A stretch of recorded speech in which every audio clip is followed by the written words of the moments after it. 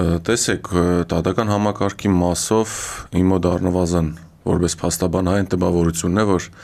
Հայաստանի Հանրապետության սահմանադրությամբ կանխատեսված նշված 3 բաժանումները չեն գործում,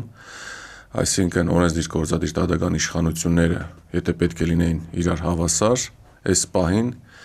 կա ողջամիտ կարծիք ու կասկած, որ գործադիրն ու օրենսդիրը մի փոքր կարծես թե ավելի բարձր են գտնվում, քան դատական իշխանությունը։ Տեսնում ենք վերջին տարիներին, թե ինչ է կատարվում դատավորների հետ, բարձրագույն դատական խորհուրդ տարբեր տեսակի դիմումներ մուտքագրվում արտարության նախարարության կողմից կամ նույնիսկ քաղաքացիների կողմից,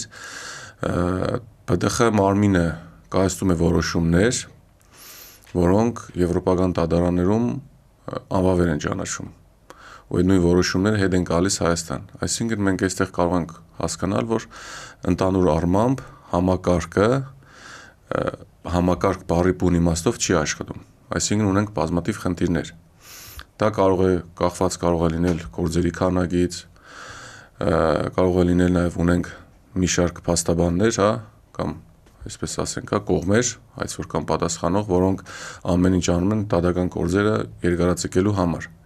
Դրանց դեմ դեռևս որպես այդպիսին մեխանիզմ չունենք, որովհետև օրինակ տեսեք, օրինակը բերեմ Արտիք քրեակատարողական հիմնարկից, մենք այնտեղ կալանավորների եմ ես հանդիպել, ովքեր մոտ 4, 5, նույնիսկ 6, 7 տարի դեռևս իրենց վերջնական դատական ակտը չունեն։ Իսկ մենք գիտենք, որ կալանքը դա պատիժ չէ, կալանքը դա այն ժամանակահատվածն է, որ մարդը գտնվում է X կալանավայրում եւ սպասում է օրինական ուժի մեջ մտնող վճռին։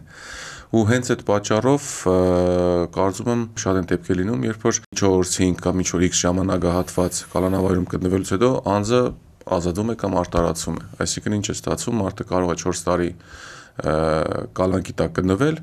սակայն վերջում պարզվի, որ ինքը այդ հանցագործությունը չի կատարել։